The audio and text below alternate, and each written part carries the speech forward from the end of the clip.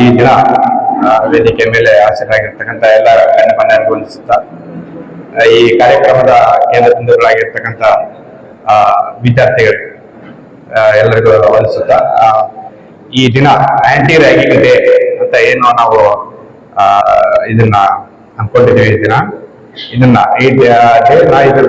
Aunty ragging ಡೇನ awareness day educate day ಆಗಿ ಇದನ್ನ ಹಚ್ಬೇಕು. ಮೋಸ್ಟ್ ಆಫ್ ಆಲ್ ನಾವು ನೋಡಿದಾಗೆ ಸುಮಾರು ವರ್ಷಗಳಾಯಿತು ಯಾವುದೇ ಕ್ಯಾಂಪಸ್ಗಳಲ್ಲಿ ರ್ಯಾಗಿಂಗ್ ಅನ್ನೋದು ಪೂರ್ತಿಯಾಗಿ ಈಗ ಬ್ಯಾನ್ ಆಗಿದೆ. ಎಲ್ಲೂ ಆಚರಣೆ ಮಾಡ್ತಾ ಇಲ್ಲ. ಎಲ್ಲ ಸ್ಟೂಡೆಂಟ್ಸ್ ಅದ್ರ ಬಗ್ಗೆ ಅವೇರ್ ಆಗಿದ್ದಾರೆ. ನಾವು ಸ್ಟೂಡೆಂಟ್ ಆಗಿದ್ದ ಟೈಮಿಂದ ಸಹಿತ ರ್ಯಾಗಿಂಗ್ ಅನ್ನೋದು ಎಲ್ಲೂ ಕಂಡು ಬಂದಿಲ್ಲ. ಆ ರೀತಿ ಈಗ ನಮ್ಮ ಲಿಮಿಟ್ಸ್ ಇರ್ತಕ್ಕಂಥ ಯಾವುದೇ ಕಾಲೇಜುಗಳಲ್ಲೂ ಸಹಿತ ರ್ಯಾಗಿಂಗ್ ಅನ್ನೋದು ಇಲ್ಲೂ ಇಲ್ಲ. ಲಾಸ್ಟ್ 5 years ಇಂದನೂ ಸಿಂಗಲ್ ಕಂಪ್ಲೇಂಟ್ ಯಾವುದೇ ಶಾಲಾ ಕಾಲೇಜುಗಳಂತಾಗ್ಲಿ ಯಾವುದೇ ಇನ್ಸ್ಟಿಟ್ಯೂಟ್ಗಳಂತಾಗ್ಲಿ ರ್ಯಾಗಿಂಗ್ ಸಂಬಂಧಪಟ್ಟಂತೆ ಯಾವುದೇ ಕೇಸುಗಳಾಗ್ಲಿ ನಮ್ಗೆ ಒಂದು ವಿಚಾರಗಳಾಗ್ಲಿ ಅದು ದಾಖಲಾಗಿಲ್ಲ. ಇದು ಒಂದು ಒಳ್ಳೆಯ ಬೆಳವಣಿಗೆ ಸೊಸೈಟಿಯಲ್ಲಿ, ಒಳ್ಳೆಯ ಬೆಳವಣಿಗೆ. ನಾವು ಕೇಳಿದಾಗೆ ನಮ್ಗಿಂತನೂ ಹಿಂಚೆ ನಮ್ಮ ಸೀನಿಯರ್ಸ್ ಎಲ್ಲ ಹೇಳಿದಾಗೆ ಆ ಟೈಮಲ್ಲಿ ರ್ಯಾಗಿಂಗ್ ಅನ್ನೋದು ಇತ್ತು. ಯಾಕಂದ್ರೆ ಒಂದು ಕಾಲೇಜು ಶೈಕ್ಷಣಿಕ ಈ ವರ್ಷ ಸ್ಟಾರ್ಟ್ ಆಗುತ್ತೆ ಜೂನ್ ಜುಲೈ ಟೈಮಲ್ಲಿ. ಸೀನಿಯರ್ಸ್ ಇರ್ತಾರೆ. ಸೀನಿಯರ್ಸ್ ಇದ್ದಾಗ ಅವ್ರಿಗೆ ಕ್ಯೂರಿಯಾಸಿಟಿ, ನಮ್ಮ ಕಾಲೇಜ್ಗೆ ಯಾವ್ಯಾವ ಜೂನಿಯರ್ಸ್ ಬಂದಿದ್ದಾರೆ, ಹೆಂಗಿದ್ದಾರೆ, ಎಲ್ಲಿಂದ ಬಂದಿದ್ದಾರೆ, ಹೆಂಗ್ ಪರಿಚಯ ಮಾಡ್ಕೊಳ್ಳೋದು ಅಂತ ಅಲ್ವಾ. ಪರಿಚಯ ಮಾಡ್ಕೊಂಡು ಹೋಗಿ ಸೀನಿಯರ್ಸ್ ಸ್ವಲ್ಪ ಪ್ರೆಸ್ಟೀಜ್ ಇಶ್ಯೂ, ಹೆಸರು ಹೇಳ್ಕೊಂಡು ಪರಿಚಯ ಮಾಡ್ಕೊಳಕ್ಕೆ. ಜೂನಿಯರ್ಸ್ಗೆ ಭಯ, ನಾವು ಹೆಂಗೆ ಇವ್ರಿಗೆ ಸೀನಿಯರ್ಸ್ ಪರಿಚಯ ಮಾಡ್ಕೊಳ್ಳೋದು ಅಂತ. ಈ ಟೈಮಲ್ಲಿ ಸ್ವಲ್ಪ ಬೆಳವಣಿಗೆ ಆಗ್ತದೆ ರ್ಯಾಗಿಂಗ್ ಅನ್ನೋದು. ಬಾ ಇಲ್ಲಿ, ನಾನು ಸೀನಿಯರ್ ಕಾಲೇಜ್, ನಾನು 2 ವರ್ಷ ಸೀನಿಯರ್, ನಾನು 3 ವರ್ಷ ಸೀನಿಯರ್, ನಾನು ನೋಟ್ಸ್ ಬರೀ, ಇಲ್ಲಿಂದ ಶುರು ಹೋಗಿದ್ದು ನೋಟ್ಸ್ ಬರೀಬೇಕು, ನೋಟ್ಸ್ ಬರೀ ಇದೆಲ್ಲ, ಅದನ್ನ ಮಾಡು ಕೆಲಸ, ಇದನ್ನ ಮಾಡು. ಕಾಲೇಜಿಂದ ಮತ್ತೆ ಅದೇ ಸೇಮ್ ಸ್ಟೂಡೆಂಟ್ಸ್ ಹಾಸ್ಟೆಲ್ಗೆ ಶಿಫ್ಟ್ ಅಲ್ವಾ. ಹಾಸ್ಟೆಲ್ ಅಲ್ಲಿ ಇದೇ ಕೆಲಸ, ಇದನ್ನ ಪೆನ್ನಿಗೆ ವರ್ಕ್ ಮಾಡು, ಅದು ಮಾಡು, ಇದು ಮಾಡು ಅಂತ. ಅದು ಜಸ್ಟ್ ಫನ್ ಆಗಿತ್ತು, ಅದು ಫನ್ ಆಗಿ ಉಳಿಲಿಲ್ಲ. ಸ್ವಲ್ಪ ದಿನ ಆದ್ಮೇಲೆ ಅದು ಅತಿರೇಕ ಉಳಿತು. ಈಗ ನಮ್ಮ ಮನೆಗಳಿಗೂ ಗೆಸ್ಟ್ ಬರ್ತಾರೆ, ನಮ್ಗೆ ಗೊತ್ತಿರಲ್ಲ.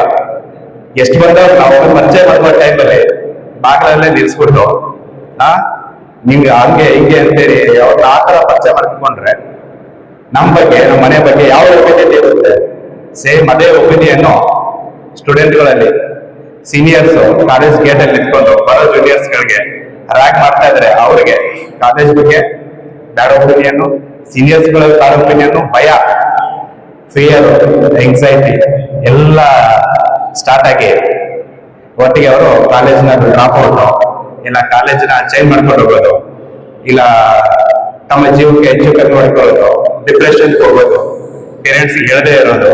ಸುಮಾರು ಇನ್ಸಿಡೆಂಟ್ಗಳು ರೆಕಾರ್ಡ್ ಆದ್ಮೇಲೆ once UGC university grant commission ಅವರು ಮತ್ತೆ ಸುಪ್ರೀಂ ಕೋರ್ಟ್ ಕಾಲೇಜುಗಳಲ್ಲಿ ಆಂಟಿ ರ್ಯಾಗಿಂಗ್ ಅನ್ನ ಕಂಪ್ಲೀಟ್ ಆಗಿ ಬ್ಯಾನ್ ಮಾಡಿದ್ರು.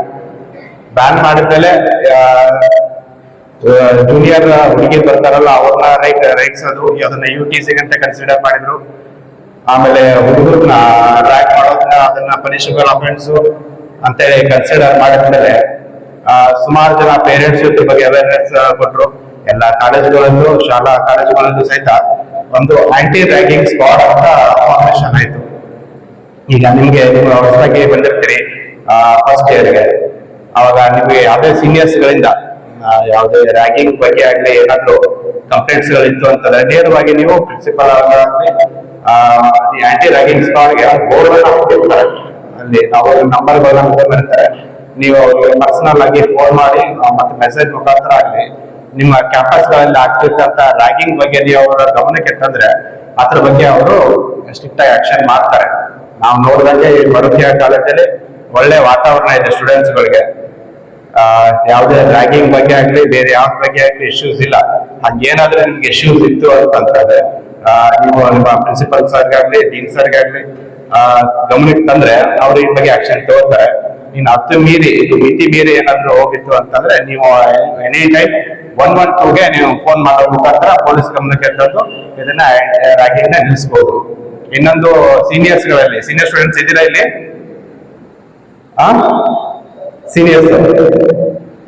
ಸೀನಿಯರ್ಸ್ಗಳಲ್ಲಿ ಏನಂತಂದ್ರೆ ಒಂದು ರಿಕ್ವೆಸ್ಟ್ ಏನಂತಂದ್ರೆ, ಯಾವುದೇ ಜೂನಿಯರ್ಸ್ ಗಳನ್ನಾಗ್ಲಿ ಹೊಸ ಸ್ಟೂಡೆಂಟ್ ಆಗ್ಲಿ ಹೊಸಬರನ್ನ ಪರಿಚಯ ಮಾಡ್ಕೋಬೇಕಾದ್ರೆ ಅವ್ರನ್ನ ಪ್ರೀತಿಯಿಂದನೇ ಪರಿಚಯ ಮಾಡ್ಕೋಬೇಕು, ಪ್ರೀತಿಯಿಂದಾನೇ ಮಾತಾಡ್ಸ್ಬೇಕು ಹೊರತು ನಮ್ಮ ಡಾಮಿನೇಷನ್ ಇಂದ ಫಿಯರ್ ಇಂದ ಏನು ಕೆಲಸ ಆಗೋದಿಲ್ಲ.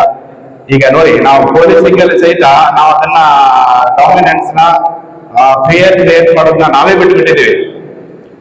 ಅದರಿಂದ ಈಗ ಜನಶ್ರೀ ಪೊಲೀಸು, ಮನೆ ಪೊಲೀಸು, ಆಮೇಲೆ ಆಸರೆ, ಸನ್ಮಿತ್ರ ಅಂತ ಪ್ರೋಗ್ರಾಮ್ ನ ನಾವೇ ಸ್ಟಾರ್ಟ್ ಮಾಡಿದ್ವಿ. ಅಂದ್ರೆ ಪಬ್ಲಿಕ್ ಗೆ ಪೊಲೀಸ್ ಬಗ್ಗೆ ಭಯ ಬರಬಾರ್ದು, ಒಂದು ಕಾನ್ಫಿಡೆನ್ಸ್ ಬರಬೇಕು ಅಂತ ಹೇಳಿ ಜನಸ್ನೇಹಿ ಪೊಲೀಸ್ ಮುಖಾಂತರ ನಾವು ಪಬ್ಲಿಕ್ ಗೆ ಫ್ರೆಂಡ್ಲಿ ಎನ್ವೈರನ್ಮೆಂಟ್ ನ ಕ್ರಿಯೇಟ್ ಮಾಡ್ಕೊಳ್ಳೋದು.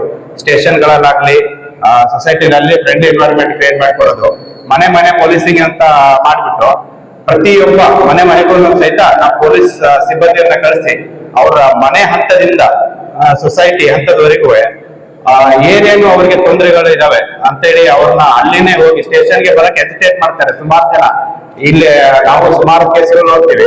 ನಾನು ಇದೇ ಫಸ್ಟ್ ಟೈಮ್ ನಾವು ಸ್ಟೇಷನ್ ಮೆಟ್ರೋ ಹತ್ತಿರೋದು ಅಂತ. ಅದು ಸ್ಟೇಷನ್ ಮೆಟ್ರೋ ಹತ್ತಬಾರ್ದು ಅನ್ನೋದು ಏನು ಇಲ್ಲ, ಆಯ್ತಾ? ತಪ್ಪು ಮಾಡಿ ಬರಬೇಡಿ ಅಷ್ಟೇ. ಸ್ಟೇಷನ್ ಮೆಟ್ರೋ ಹತ್ತಬಾರ್ದು ಅನ್ನೋದೇನು ಇಲ್ಲ. ಆ ತರ ಭಾವನೆಗಳು ಸುಮಾರು ಜನ ಇದಾವೆ. ಸ್ಟೇಷನ್ಗಳಿಗೆ ಬರಕ್ಕೆ ಎಜಿಟೇಟ್ ಮಾಡ್ತಾರೆ. ಆಮೇಲೆ ನಾವು ಆಸರೆ ಪ್ರೋಗ್ರಾಮ್ ಅಂತ ಸೀನಿಯರ್ ಸಿಟಿಜನ್ಸ್ ಇರ್ತಾರಲ್ಲ, 40 ಇಯರ್ಸ್, ಅವ್ರಿಗೆ ಒಂಟಿ ಮನೆಗಳಲ್ಲಿ ವಾಸ ಮಾಡೋದು, ಪೇರೆಂಟ್ ಮಕ್ಕಳ ಜೊತೆ ವಾಸ ಮಾಡೋದಿಲ್ಲ, ಅಂತವ್ರನ್ನ ಐಡೆಂಟಿಫೈ ಮಾಡಿ, ಅಂತ ಮನೆಗಳು ಐಡೆಂಟಿಫೈ ಮಾಡಿ ನಾವು ಪೊಲೀಸರ ಮುಖಾಂತರ ಅವ್ರಿಗೆ ಏನು ಹೆಲ್ಪ್ ಬೇಕು ಅದನ್ನ ಮಾಡ್ತಾ ಇದ್ದೀವಿ ಆಸರೆ ಪ್ರೋಗ್ರಾಮ್ ಮುಖಾಂತರ.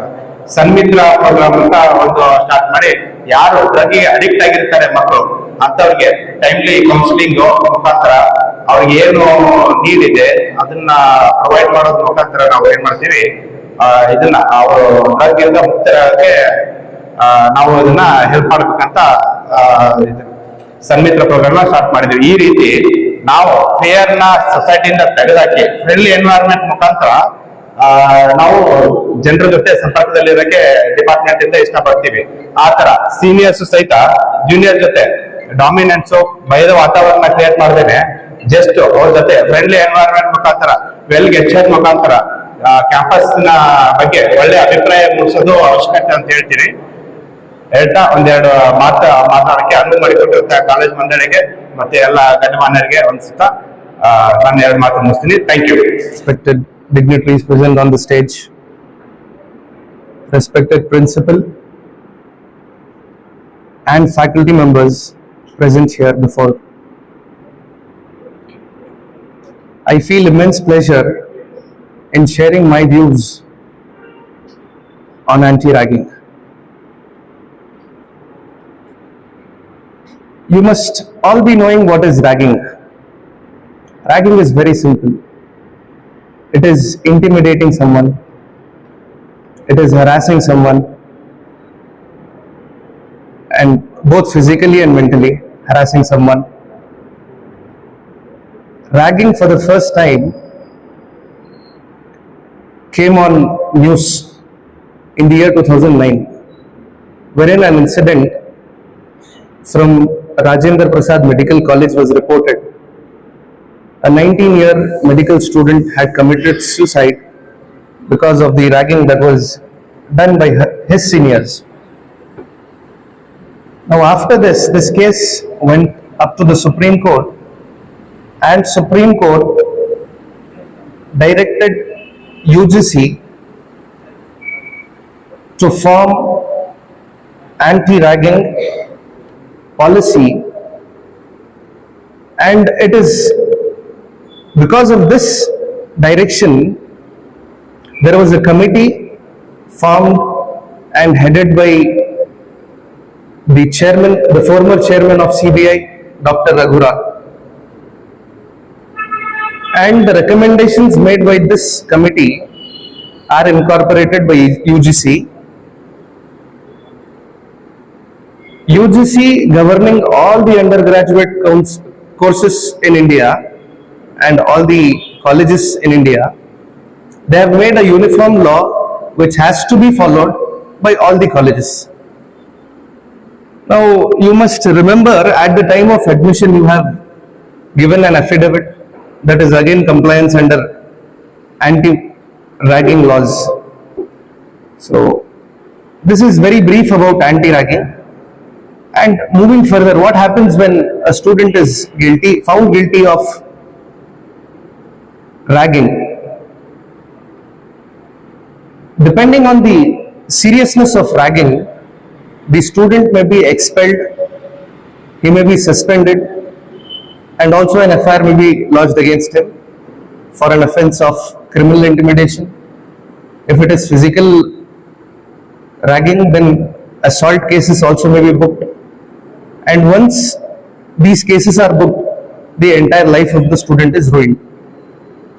He cannot get into any good forums when there is a criminal case pending before the court. Now, as far as ragging is concerned, after 2009, there are very minimal incidences of ragging which have been reported. Nowadays, everybody is educated, nobody is into ragging, and very minimal cases are being reported. Ragging has a history. It has a history from British era. During British era, wherever the students used to go from other countries to the British colleges, they were ragged. And this is the first time where ragging was seen. It was witnessed. Now, that ragging was not to the level of someone who could commit suicide or physical ragging per se, but that ragging was only limited to introducing new student with the senior batches. It was like an ice-breaking session. And later, when the concept of ragging, it came to the Indian colleges, it had a different meaning altogether. Now it is a crime. It is not to be done at any college, and if done, there are legal remedies which can be exercised by the victim. Both under civil laws and as well as criminal laws, a person who is found guilty of ragging can be prosecuted. Now, under civil laws, suit for damages can be filed if the person is found guilty of ragging. Against such person, the victim of ragging can file for suit for damages and claim compensation. On the other hand, if he has to opt for criminal law, then an FIR can be lodged.